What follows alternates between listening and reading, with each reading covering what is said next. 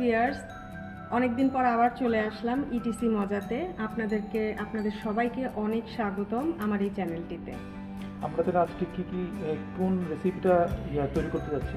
আজকে আসলে আমি একটা সবজি রান্না করে দেখাবো, আর এই সবজিটা অবশ্যই একটা হেলদি সবজি হবে এবং এটা ডিনারের জন্য।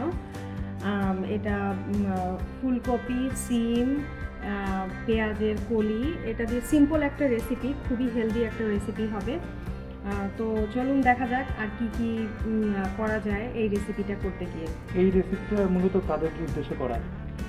এটা বেসিক্যালি সাধারণ মানুষ অফকোর্স খেতে পারে, এটা খুবই টেস্টি একটা রেসিপি হয়, বাট স্পেশালি এই রেসিপিটা করা যারা কিডনি ট্রান্সপ্ল্যান্টের পেশেন্ট, তাদের যেহেতু আফটার ট্রান্সপ্ল্যান্ট ফিউ মান্থস তাদের ফুড রেস্ট্রিকশানটা একটু বেশি থাকে, ফুড সেফটি ইস্যুটাও অনেক বেশি ফলো করতে হয়, সো তাদের উদ্দেশ্যেই এই রেসিপিটা করা।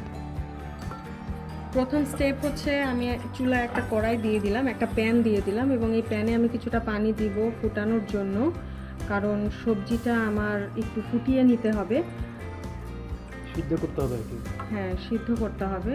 আর আপনারা হয়তো জিজ্ঞাসা করতে পারেন যে সবজিটা সিদ্ধ কেন করতে হবে। সবজিটা বেসিক্যালি যারা ট্রান্সপ্ল্যান্টের পেশেন্ট অথবা যারা কিডনি পেশেন্ট তাদের জন্যই এটা করা হয়। যদি কারো পটাশিয়াম লেভেলটা হাই থাকে দেন ডাক্তার অবশ্যই অ্যাডভাইস করবেন সবজিটাকে ফুটিয়ে নিতে, সেক্ষেত্রে পটাশিয়ামটা রিমুভ হয়ে যায়। আর ব্যাকটেরিয়াল একটা ব্যাপার থাকে, সেই জন্য সবজিটা সিদ্ধ করে নিতে হয়। সো আমরা এখন ওয়েট করব পানিটা ফোটানোর জন্য। মিনওয়াইল আমি সবজিগুলি ভালো করে ওয়াশ করে নিব। পানিটা অলরেডি ফুটে গেছে, তো এর ভেতরে আমি শুধু সিম আর ফুলকপিটা দিয়ে দিব 3 থেকে 4 মিনিট সিদ্ধ করার জন্য এই ফুটন্ত পানিতে।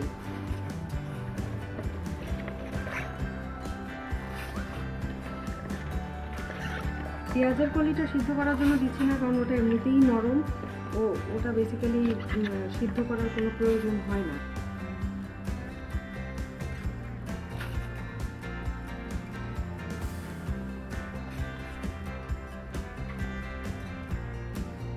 সবজিটা সিদ্ধ হতে দিয়েছি অলরেডি আমি, আর এর মধ্যে আমি একটা ছোট সাইজের পেঁয়াজ আর 3 থেকে 4 কোয়া রসুন আর 2টা কাঁচামরিচ আমি রেডি করে নিলাম, যাতে করে সবজিটা সিদ্ধ হওয়ার পরেই আমি এটা রেডি করতে পারি।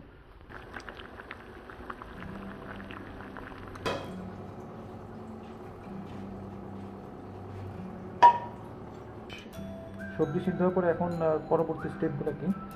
আচ্ছা, সবজিটা সিদ্ধ হওয়ার পরে আমি এটা ভালো করে স্ট্রেন করে নিয়েছি। এক্সট্রা পানি দিয়ে ধোয়ার কোনো আসলে কারণ মানে নাই, কেউ যদি চান তো করতে পারেন। এরপরে আমি এটার ভিতরে কেটে রাখা ছোট একটা পেঁয়াজ, 3 থেকে 4 কোয়া রসুন আর 2টা কাঁচামরিচের ফালি দিয়ে দিলাম।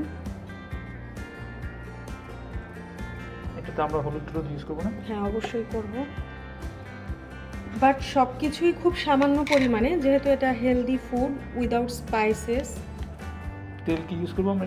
হ্যাঁ, তেল ইউজ করব, বাট নর্মালি ডাক্তার যেটা অ্যাডভাইস করেন ইদার অলিভ অয়েল অথবা সানফ্লাওয়ার অয়েলটা ইউজ করার জন্য ডাক্তার পরামর্শ দেন, আমি সেই অনুযায়ী অয়েলটা ইউজ করব।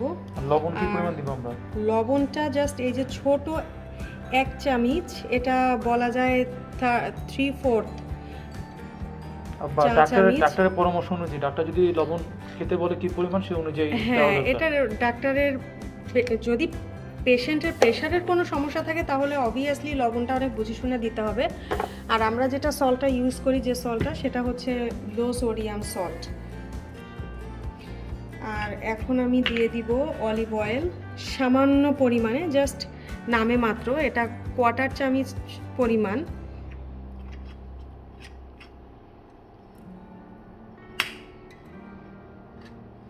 এরপরে এটা জাস্ট ভালো করে একটু আলতোভাবে, যেহেতু এটা অলরেডি স্টিমড, সবজিটা অলরেডি সফট হয়ে গেছে, জাস্ট আলতোভাবে একটু হাত দিয়ে মিশিয়ে নেব।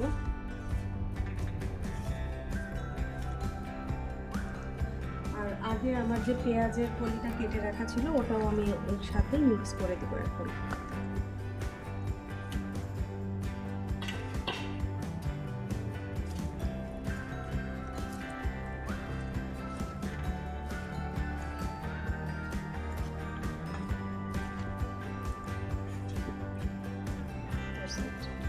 ডালটা কি এটার সাথে দেবে এখন? না না, ডালটা তো ওটসের সাথে। বলো।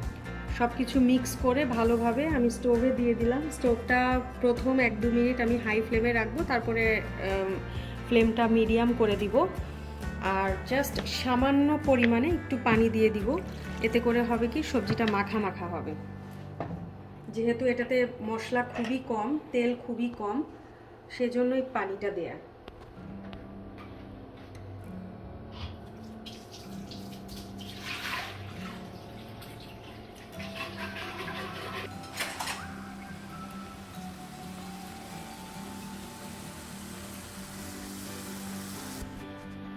এই পর্যায়ে আমি হালকাভাবে একটু নেড়ে দিচ্ছি।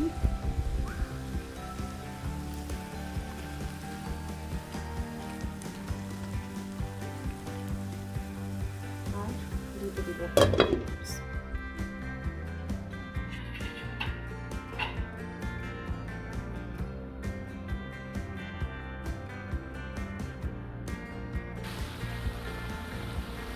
তিন 4 মিনিট পরে এসে ঢাকনাটা খুলে একটু ভালোভাবে নেড়ে দিয়ে সবজিগুলো একটু ভেঙে ভেঙে দিলে ভালো হয়,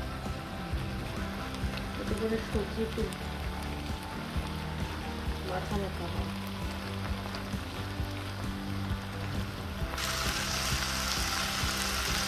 সবজিটা আমি আর একবার নেড়ে দিচ্ছি। আর এখন নেড়ে দিয়ে আমি জাস্ট একদম হালকা আছে ডিম আছে সবজিটা ভালোভাবে সিদ্ধ হওয়ার জন্য আমি ঢেকে রেখে দিব।